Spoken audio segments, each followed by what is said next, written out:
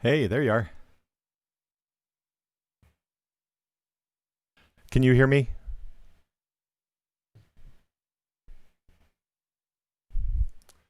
Cool.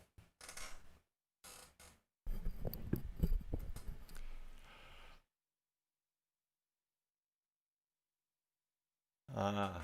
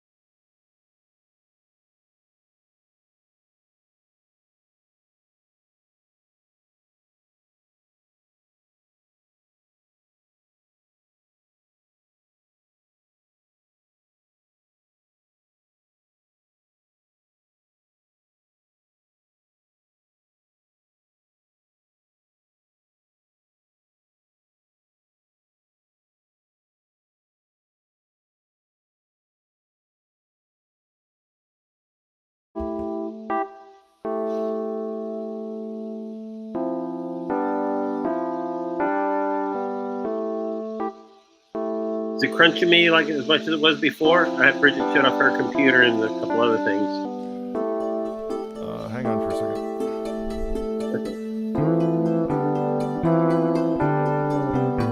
Yeah, you're actually live, so. Oh, okay. Hang on.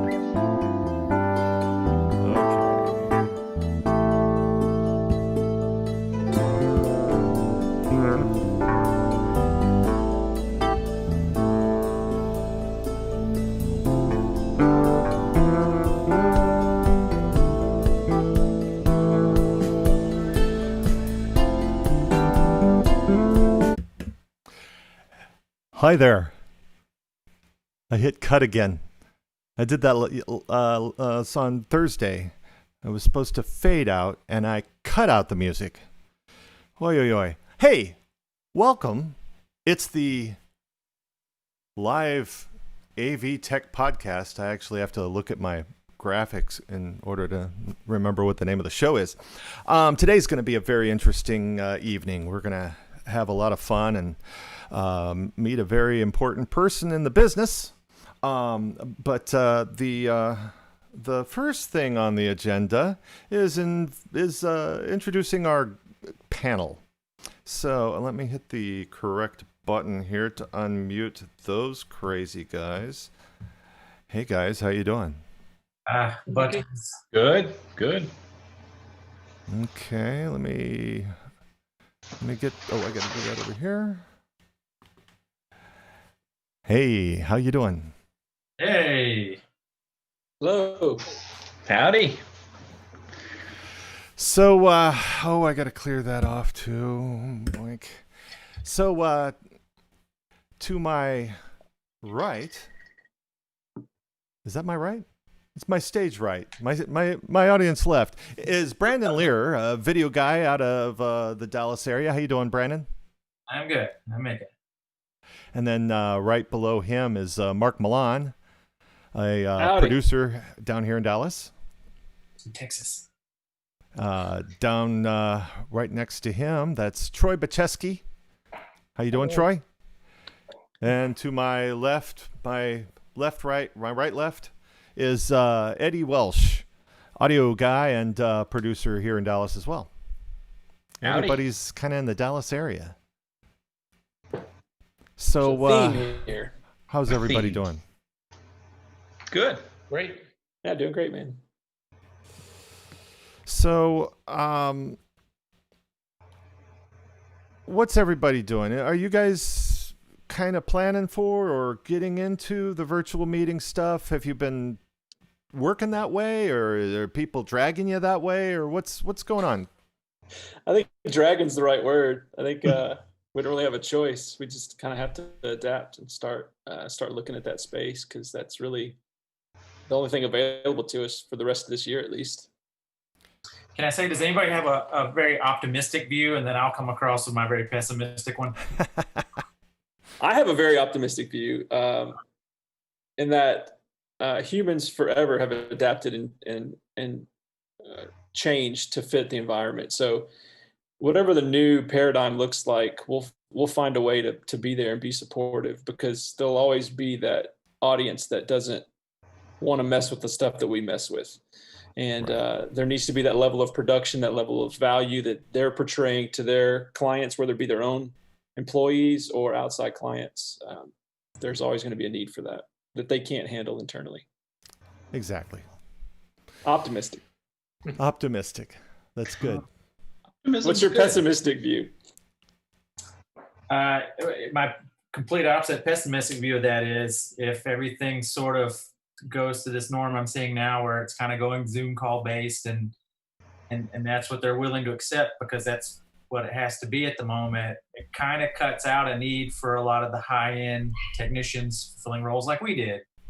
So you'll have a lot of us that will either starve off or have to branch off to different avenues of income, probably different career fields altogether.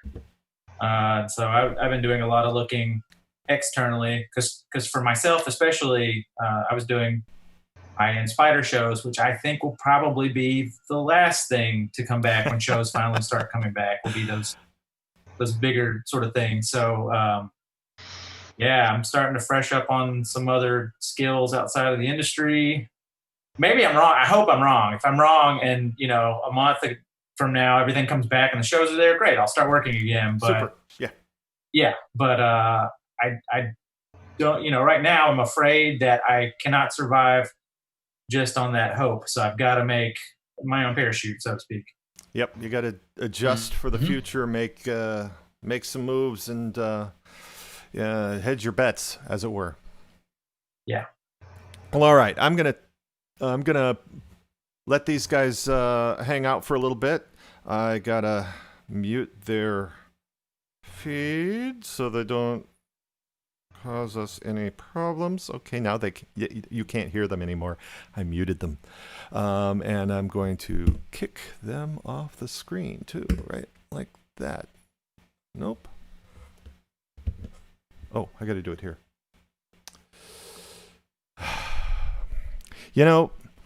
Hosting and being the video guy and the audio guy, that's not all that fun. Okay. Our guest today is a very special one. We're going to be talking with Shawn Rockefeller. Shawn is the former owner and founder of Data Display AV in Houston, Texas. Shawn moved to Houston from New Jersey in the late 70s and started working for Astro AV. Anybody remember Astro AV? He soon after partnered up with his friend Colin Lowen, hope I'm pronouncing that right, and started DDAV. Over 27 years, they developed the business into a thriving provider with offices in both Exxon and Enron's world headquarters and work gigs all over the globe. They sold the business in 2016 to GES, and after 2 years of managing the transition to on services, Shawn retired to his ranch in Central Texas, where he keeps bees and chickens. And we might meet one. He was saying the rooster might be coming around the corner. He also keeps his eyes over the fence at the AV industry. Shawn, how are you? Welcome. Great.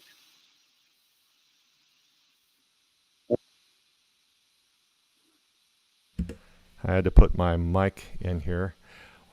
Wirecast is fun with audio. So it's the early 80s. You and Colin start this business. What did the industry look like back then? What was the predominant technology that you guys were playing with? Oh, yes, you're going way back. So we actually started Data Display in 1988. And before that, Colin and I worked at Astro Audiovisual together. And back then, the main business was multi-image slideshows, sound, obviously slide projectors, 16 millimeter projectors, and film strip projectors. And so it was low ticket items. And that's about it. I mean, it was just, that's the way the industry was, and then came the amazing LCD panels to put on top of an overhead so you can display computer graphics. And we said, there's something to this, and also renting camcorders to people who would most of the time steal them. Was there a lot of a lot of difference in the client base? How did the clients differ back then than they do now? Well, I remember we used to rent a lot of 16 millimeter projectors to the United Way when they had their campaigns, and the people would come to our office at Astro, pick up a 16 millimeter projector, and we'd have to show them how to thread the projector and do that. And during that time frame, then we started getting into the Exxon headquarters downtown Houston and doing the AV in there. And that was where we started building up there. Okay. So you guys ended up doing a lot of oil and gas, obviously. Exxon, Enron, Halliburton, those fun guys. how is the oil and gas industry different than some of the other clients? I've noticed a lot of difference when I was working some of your gigs. Things were certainly different than I'm normally used to. Really? Well, It's the one main thing with the oil and gas business is business is dictated by the price of a barrel of oil. So when things are thriving and oil is $100 a barrel, it's I could sell you a Ferris wheel to put in your booth. But when the price goes down and there's a collapse in the price, then everybody thinks differently. And that's where we would when things got bad, we'd offer deals to our customers and say, we know oil is going to come back up, and when it does, then we'll be able to charge you full price. And and you built a loyalty base based on that. I don't think the business is much different than any other business. All customers are interesting and have demands, and they're the same. But it's just the business is based on the price of the barrel of oil. So you could sell a lot of stuff when the price is high, and you have to make deals when the price is low. so I'm trying to change something here. So you had an interesting time at the end of Enron. You apparently had to testify, I believe. Are you hearing me? Yeah. It was we had our office. Yeah, I got you. Can you hear me? Yeah. Got me, Mick? Yeah, I got you. Okay. We had an office in the Exxon World headquarters downtown Houston for years. During Valdez and all that, and then one of the guys from Enron, when they were starting up, came over and said, "Hey, can you come over and talk to us?" And talked to him. We got an office in the basement, of course, the Enron building, and through all the years, we would do all the corporate shows for Enron and go up to the 50th floor, do all Ken Lay's stuff and scaling stuff, and travel with them on safety meetings and do their shareholders meetings. So we were doing several shareholders meetings where we were told in the comms not to play certain videotapes, based on what was going on. It was really odd because you'd be doing this meeting and they would call a break, and everybody and the stockbrokers would run outside and say, bye, bye, bye, bye. And of course, we did that ourselves, called my dad and said, buy Enron stock. And we actually, towards the end, we actually pulled out of the Enron building because they only let us keep 2 employees in there. And it was overwhelming. The work was overwhelming. And the girl that was running it, I'll leave her name out, she said, no, we couldn't hire anybody else. And we just said, we're going to look bad. And we pulled out, and then went back there like 3 months later because I still did business with some of the people there. And I think it was PSAV was in there, and they had 6 employees. So it was just really creepy. And then things took off. And then what happened is I got a phone call from the FBI and said, we need to come in and interview you. That's always a fun call. And then, I thought it was a joke. I thought it was some of my friends messing with me. And, I don't want to go screw off, and then a day later, the next call was Enron's legal team wanting to come and talk to me. So I had to testify in federal court in the broadband trial. It was interesting. Very interesting. So what's it like getting bought out by a gigantic company like GES? I mean, you've worked a long time and you've built this business. How did it affect you? Did you feel weird about it?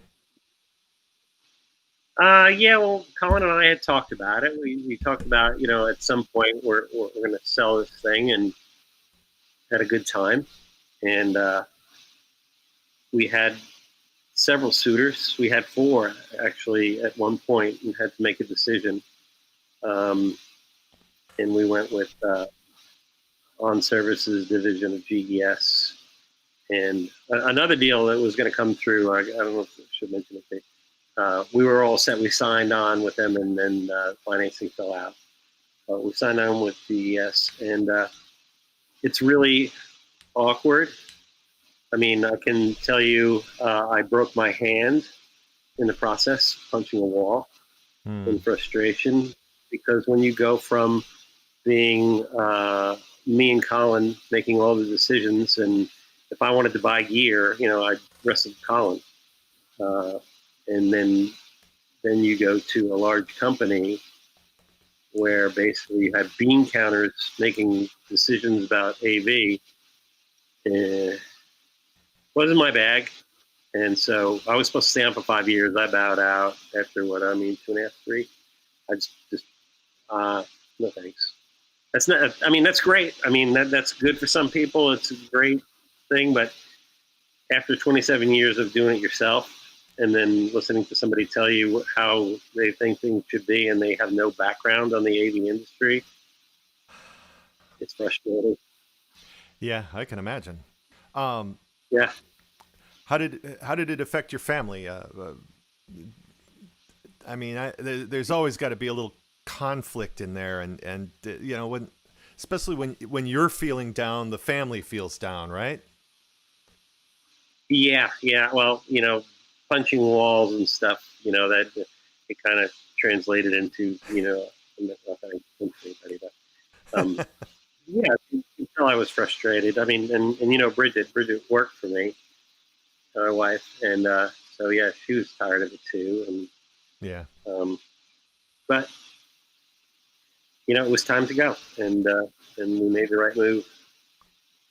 And you still participate in some of the gigs, right? Right, like on our Halliburton gigs, they say that they want me on it, and a couple other clients, and go in there, and I freelance for On Services on those gigs, and it's pretty cool because you get to see from aspect of running a company, and then seeing the other angle of being a freelancer now, like you guys do. You get to see that other part of it, which was good, and I had several other gigs lined up, and of course, not now they're not happening, but we shall see. Let's see. So, retirement. I personally don't know if I'm ever going to be able to experience it. Tell us what that's like. I mean, well, growing bees. I call it the semi-retirement. Doing those other gigs. I'd still be doing other gigs. Hell, we would have been on a gig a week ago with KPMG, if not for this. But in the beginning, it's really crazy. I felt guilty. I just, there was this huge guilt on me that I'm not doing something. And so the good thing is being out here in the hill country, I've got 10 acres and rivers in the backyard. I have no lack of projects to do stuff. So that helped me, keep my mind off that. But I think it took about 9 months of feeling guilty about not working and not, and your employees are your family. So, they would call me up and complain about stuff, and you get this guilt that you're letting these kids down, and it's hard, and it's just because you're their dad, and you travel the world with these guys, and you're a family, and just it's almost like divorcing them, but we're not divorcing because I keep in contact with all of them now still. So. But yeah, it's tough, but it's good. Okay, so I don't mean to get this downer side on it. Yeah. It's awesome. It's awesome, but I'm bored. What, mending fences isn't good enough? Yeah, doing my garden, landscaping, extracting honey. The last couple of days, I got honey all over my hands. Yeah, you were It's a telling me good that. thing. Big Yeah, bucket it's of honey, huh? big bucket of honey, and I gotta go get some more. That's pretty crazy stuff. So how did you resolve that guilt? Were you able to just internally say, hey, this is the way I am now, or how did you Yeah, resolve that, or have you? I don't think no, I don't think I 100% got over it. I do have some friends out here that retired like a couple of years before me, and they went through the same thing. And I was talking to them about it, and they said, yeah, my one of my friends is worked for the aerospace, or not, the airplane, whatever, and he would investigate accident sites for airplane crashes. And he retired. And he said he did the same thing. It took him a year. He felt guilty, and he's like, once you get over it, you'll be happy. So, I'm not over it, and I still want to do stuff. Yeah. It's I pace. I got to keep moving. That's it. I got to keep moving. I got to do something. Something's got to happen. And it's that energy that made you a success in the first place, right? Yeah, I guess I'm not hyper, but something's got to, every day when I go, I got to look down and say, what did I do today? It was Got to break something so you can success. fix it. Oh yeah. I've broken a lot of things. But as I got older, I broke less things, except my hand. So, in your view, from the outside now, notwithstanding the pandemic or any of that stuff, let's just pretend for a second that's not going on. But what do you think the industry is going to look like from a technical and from a client standpoint? What do you think? Where do you think the business is moving? Well, I'm glad you asked that, because I got a crystal ball. Yeah. Do I need to give you $25? Yeah. I have no friggin' idea. I was thinking, because I lay in bed at 4:00 in the morning, like probably most of you guys do, and think of things, what to do, what I can do. I just think, I generally think that people, how Americans are, they tend to forget after a while. Yeah. And I think come next year, a lot of people are just going to forget this whole nonsense. Not nonsense. It's not nonsense. And go back to normal. But if they are doing conferences and stuff, I wouldn't be surprised if maybe companies are going to get in and rent, thermal scanners for meetings. Take over everything for the meeting. So you got people coming into your conference, and you're renting them the thermal scanner for people to come in and just do the whole kit and caboodle. Besides the AV. Just so you can make it feel safe for people to hold a meeting and come to the meeting, and you do everything. So I thought about that the other day. And safety. Yeah. Because things are different. Like I said to you earlier, is basically the world got an enema, and we're cleansing now, and everybody's going to be in. It's going to come back, But I just, in general, think that people forget, and they're going to go back to their normal thing, and God forbid anything comes back. But That's my thoughts. And what do you think? What's that crystal ball say about a timeline? Timeline. I think everybody's. Who I was talking to Stan in Atlanta like 2-3 weeks ago, and he says there's 3 conventions slated for August and September in Vegas. So I didn't research it and ask him which ones they were, but that would be interesting to see how that goes. If that's true, and how it happens, that would be really interesting. But I think just kind of like concerts or a lot of the tours, everybody's just revamping for 2021. Right. So I think I don't know. Our business is kind of in the same genre, going to follow. But that's what I'm seeing on all those shows, except for the small venues. They're going to open up, and we'll watch how that goes. So.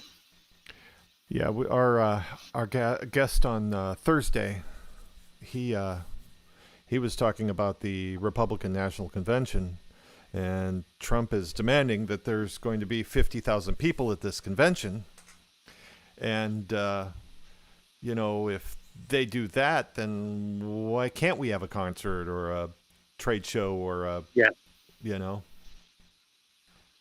and if North Carolina doesn't do it, he's going to move it to Texas or Georgia or Florida, he said. Texas would be a good choice, don't you think? Yeah. Why not? Have it here in Fisher, Texas. At the ranch here, yeah. No, thank you. Well, not the Republican. Not enough hotel rooms there anyway.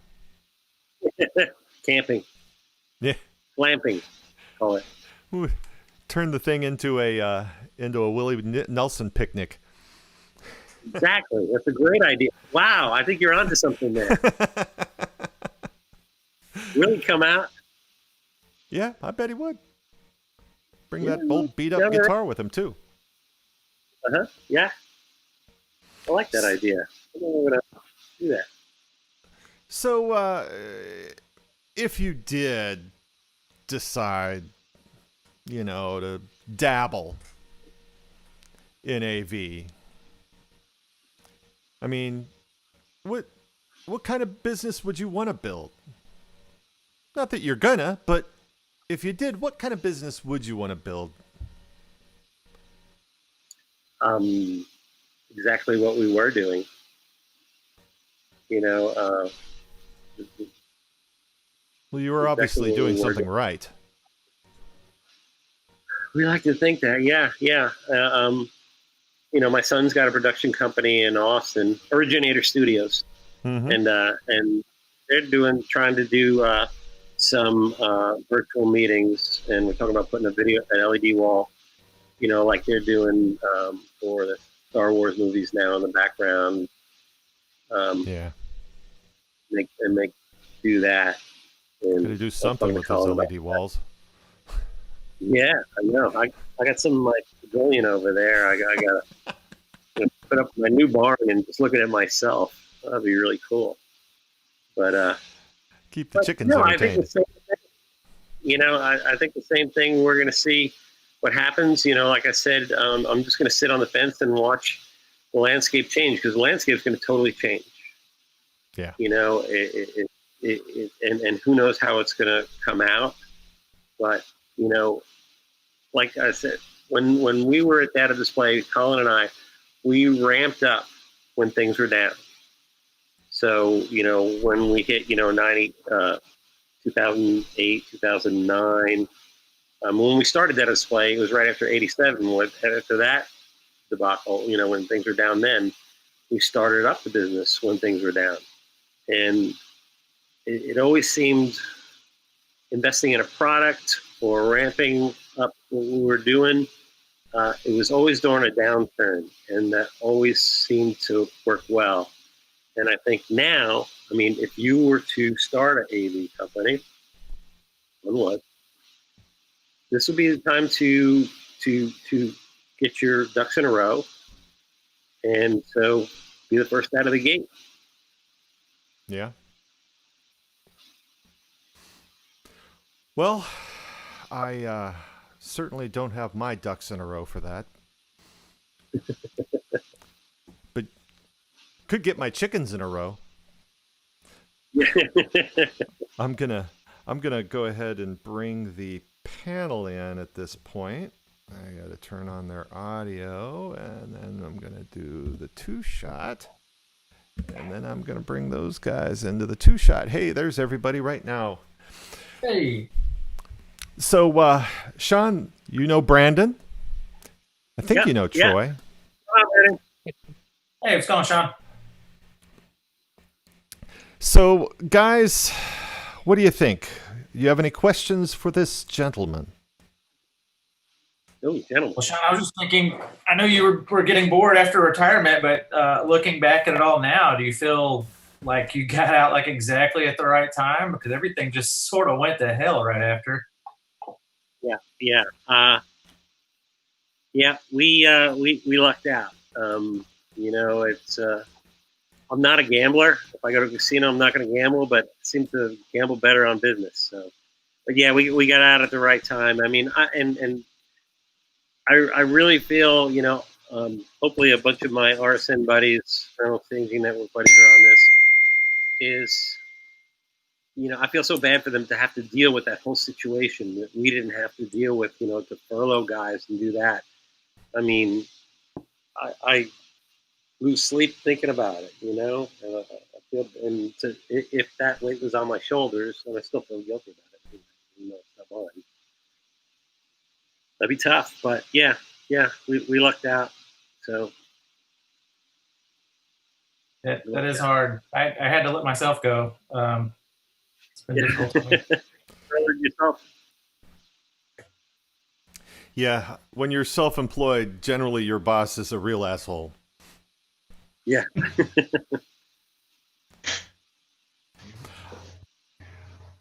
Well, I had a question there about not so much what you're doing in retirement, although I've got a couple of questions there as well. But you said you sold the company to what I guess became On Services, right? Right. But that there were multiple suitors at that time. I think you said 4, maybe. Yes. 4. Just kind of wondering what made you go the direction that you did? Was it just the most money, or were there other factors to be considered in there? Why did you go with that particular sale, I guess? Well, our first choice, I don't think I don't know if I'm allowed to say it, but it was a large company on the East Coast, and we signed on, and we liked those guys a lot, and we thought it was going to be a good mix. So they did a lot of trade shows, and then financing or whatever, something came out, and then our second choice was On Services, and they were a big company. They're owned by GES, so and we had lack of word, we had to meet certain requirements to get our full pay, and and we lucked out because the market was starting to tank. Oil and gas market was starting to tank, and we barely made our amount of money we had to make to get our full payout. And we did, but yeah, it was because 2 of them were smaller entities, and then On being GES. And I'll say I thought it was going to be cool to see the other side of business on a big company. GES being like a Freeman. I wanted to see what it would be like. I didn't like it. Yeah, you mentioned it was wall-poundingly frustrating, I think, right? It's the red tape. When you got just your partner and that making decisions, and your employees, bouncing it off them. It was cool and it was easy. And when you have to go into all these meetings and say, Yeah. and I'm like, if I buy this product, I guarantee you I can make the money back and be in the black within a year. And me and Colin, we sort of said, if we buy something, high dollar item, when we got into microtiles, we got into microtiles early, and that took off. And then we were doing the multi-taction, we bought into that. And if I would always, wrestle with my partner, said, I know I can pay this off. I have some boat anchors in the warehouse. Probably back to yeah, know that feeling. Everybody. But yeah, going through there, and trying to tell an accountant what's good and what's going to what's going to happen. They don't know anything. They just look at the bottom line, and they have no. Somebody that doesn't have any experience in the AV industry telling you what you can and can't do. That's not it. Yeah, that seems like that would be very frustrating. Yeah, it was the earn out that we're trying to make, at the end. So we made the earn out by our skinny teeth. Thank God. And I'll put this out there for you guys, since a lot of you don't know Shawn personally and his group. We all can kind of get the idea that a big company would be really frustrating with the bureaucracy to work for, but I know when I started doing shows with Shawn and them, it was crazy. It was like the rock and roll of corporate. I mean, we were doing large corporate shows, but it wasn't like any of the other AV companies you've probably ever worked for. I mean, these guys were super cool. I know the first couple of shows I did, they would drop off just buckets of beer behind our positions and be like, "Here you go." And I'm like, I'm in right now. Yeah. Yeah. And they're like, "Oh, that's cool. Go ahead." Like I thought it was a trap. But these guys were just like, don't drink it. Yeah, everybody hung out. Everybody had a good time. It was very. One of the lead guys that's there now even's got a beard that must be 5 feet long. I don't know. It's nuts. But just a super fun, wacky group. I know. Mickey here got to experience the Malork at the end of one of the recent shows. Which is just a wonderful tradition that these guys have. One of the greatest traditions ever. Yeah, that was tell about that. It's Willie's, my son's company, does a lot of the video at the big shows, and they brought that in. So during the show, when we do, if whoever made a mistake, missed call, whatever, late cue, we'd all yell in the comms, Malort. And there's this awful liquor I guess you could call it. And at the end of the show, we go into this room and everybody has to take a shot if they got a Malort, if they had Q or whatever. Nice. And drink everybody. Client, crew, everybody comes together, and it's a cleansing moment. Yeah. Yeah. Everybody pays for minutes. Well, it's a confessional too. You go into the room and you say, I missed this cue. Mm-hmm. And then we're all human. Yeah. And nobody knows the show because this mindset, and then having to go into a big company. Did you notice an increase of people missing cues on purpose over this tradition? You should try this Malort. Yeah. Actually, it would probably kept us on our game better because this stuff tasted like shit. Poo-poo. That's not that good of stuff. As a condom dipped in gasoline on fire. Yeah. That's what the manufacturer said it was. That's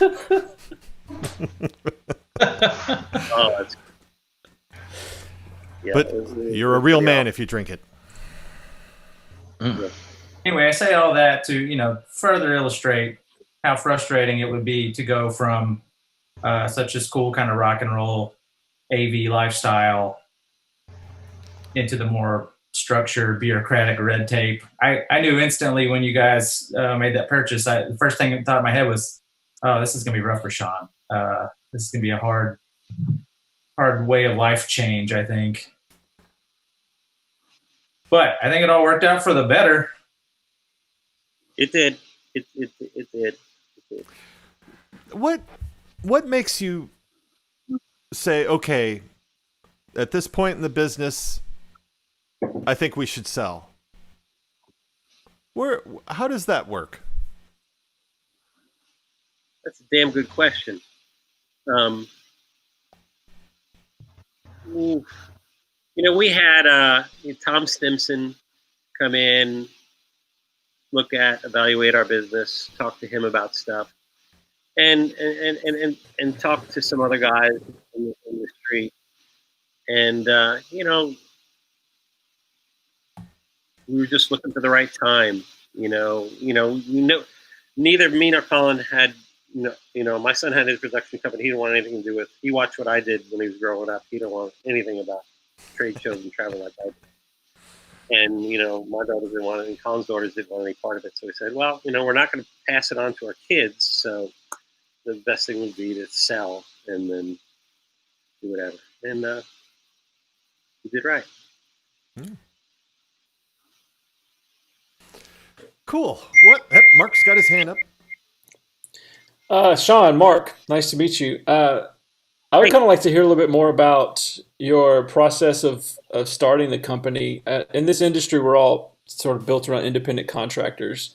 There's two people that I know for sure. I'm not sure about Brandon's side of the business, but I know like Mickey and Eddie, they're both independent contractors, but they started their own production company to rent gear and start these productions. And there's so many people in this industry that try to do that end up just failing because of maybe not understanding the business side of it, or if you could just talk a little bit about what it was for you that you were able to build a successful business in this industry and set yourself apart from a lot of the other people out there trying to do the same thing. When we started, Colin and I worked at Astro Audiovisual, and we got tired of busting our ass and watching the owner of the company that we did was taking everything that we made and funneling it into a movie rental company, because that was big back then. And I said one day to Colin, I said, I'm not going to do this anymore. I'm going to start my own AV company. And he said, okay, I'm in. And we started. And then we looked at all that, and how it says most businesses fail in the first 5 years. And so, but we were just pretty much at our wits' end. We just said, we're going for broke. We're going to do it. But we had our best thing that we had is we had our customer at Exxon that said, if you guys please start your own company. If you do that, you'll get the Exxon account. So we had that in our back pocket. So, that was our bread and butter to build on. And so, not everybody gets that break where you've got a backbone to start from, where, you have an office in the Exxon building, constant daily business, and build on that. And so we were lucky, it's loyalty, taking care of your customer at any time. I'm thinking too, back then we didn't have cell phones. We had pagers. We had, think about back then, I get a page and I have to stop at a payphone to call into the shop, if somebody was adding something, and back then. So that was a whole different world back then. But yeah, it was just busting ass and just taking care of our customers, and it's the only way to do it. Pretty simple. Yeah, so you're saying lucky, you're saying like, busting ass taking care of the customer. That may seem easy to you, but that may be sort of difficult to others. I know a lot of people have started their own business off of having that one customer. It's like, oh, I got this one person. They said that we're going to be that person, and we're good. But then they have like 3 shows in a row that just go to hell, and that client's gone. So now they have all this gear that they bought, all this stuff. So there's something more to it with your relationship. So with Exxon specifically, is it just who you are as a person? What is it that's that special sauce? I don't know. I guess it's the A-type. We never had a salesperson ever. Everything we got was from word of mouth. So somebody would come and say, "Oh, these guys took care of us. Call them."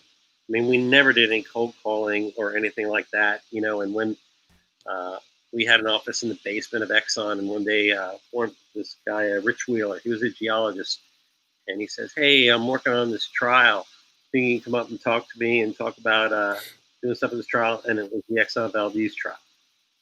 And from there, you know, we sold all the gear and sold all the gear in Anchorage in the federal and civil trial. And it was the first trial ever where all the documents were scanned instead of paper. And then from that, we started doing all bigger trials around the country just based on that. So just things would one thing would lead to another, you know. Another door opened in this, you know. So the whole trial industry opened for us based on the Valdez trials. And trials were a big business. I mean, we went all over the country. Hell, did a trial in St. John's, and that went away. And just you have to go on to the next, because then courtrooms just outfitted themselves anyway. And we did the Dallas courtrooms years ago. Mahaffey's in Oklahoma. God, that guy's name. But downtown Dallas, we outfitted 2 courtrooms there for a big trial that eventually settled after we installed everything. Oh, perfect. Yeah. But yeah, it was just things just go on. All right. Well, you know, we might be ending a little early, but that's okay too. Shawn, I really, really appreciate you doing this, spending some time. Thank you for inviting me. Oh, it's my pleasure. Trust me. So thank you, Shawn. I'm going to close this thing out and put everybody to bed. Let me see if I can make my thing work here. Oh, I got to do this. Just tell everybody to think positive. Think positive. It's all going to be good. Yeah. And seriously, it's all going to be good. Nice meeting and talking with you, Shawn. Nice to meet you, Shawn. I'll see you guys on the show somewhere. Thank you, Shawn. Thank you, guys. All right, guys. Thank you, mate. All right. Well, there's our second show. Still a little clumsy, but it was all right. Shawn's a good guy. Good. So I gotta mute those guys. Next week is gonna be an interesting week. Thursday, 7:00. It's gonna be Mark Lee is gonna be our guest, but in a slight change of format, the host is actually gonna be Mr. Mark Moulin. So Mark's gonna be doing the interview. He's going to be hosting the show. I will still be here running the technology, so there'll be a lot less of oh wait while I hit this button. But it'll be a great time. Thursday, 7:00 on this YouTube channel. Hit the subscribe button. There's a little thing down there for the notification. Hit that too. That's going to get you all you need to know about next week's show. I'll be sending out stuff on Facebook and blah, blah, blah. I won't leave you alone. But be back here Thursday, 7:00. And you guys have a nice evening. I'm going to play the closing music. See if I hit it right. Good night, everybody.